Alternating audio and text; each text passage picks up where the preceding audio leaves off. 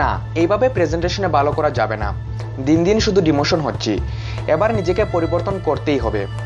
যদি আপনার মাথায় এ ধরনের চিন্তা ঘুরতে থাকে তাহলে এই ভিডিওটি শেষ অবধি দেখতে থাকুন, কারণ আজ আমি এই ভিডিওটিতে 7টি গুরুত্বপূর্ণ পয়েন্ট আলোচনা করব।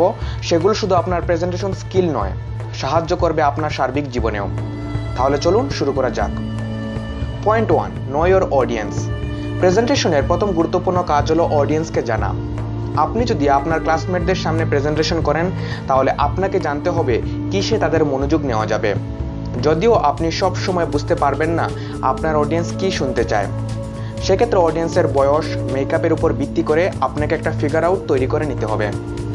Point 2, make a plan for your time limit. আমাদের জন্য বরাদ্দ সময় যতটুকুই থাকুক, আমরা যদি নিজেদের সুবিধা মতো টপিক অনুযায়ী সময় ভাগ করে নিতে পারি তাহলে প্রেজেন্টেশনের শেষ পর্যায়ে খুব দ্রুত কথা বলে শেষ করতে হবে না। আবার এমনও যাতে না হয় নির্ধারিত সময়ের আগেই প্রেজেন্টেশনটা শেষ হয়ে গেল। Point 3, presentation structure. প্রেজেন্টেশনের শুরুতে একটা প্রপার স্ট্রাকচার তৈরি করে নেওয়া ভালো।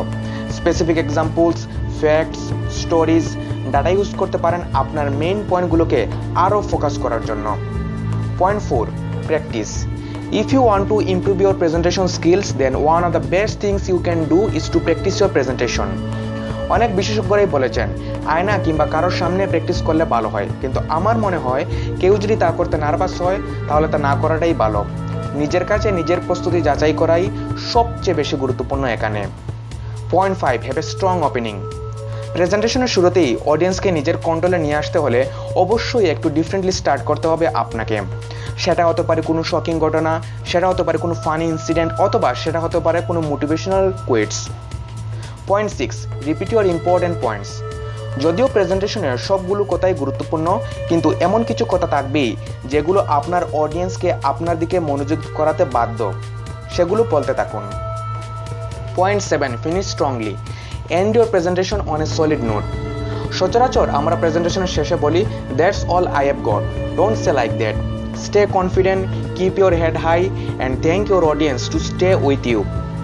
এই ভিডিওটি থেকে যদি আপনি উপকৃত হয়ে থাকেন তাহলে শেয়ার করুন, এবং আপনি পরবর্তীতে কোন ভিডিও চান কমেন্ট বক্সে জানাতে ভুলবেন না, কারণ আপনাকে সাহায্য করাই আমাদের মূল উদ্দেশ্য। Positive attitudes change everything.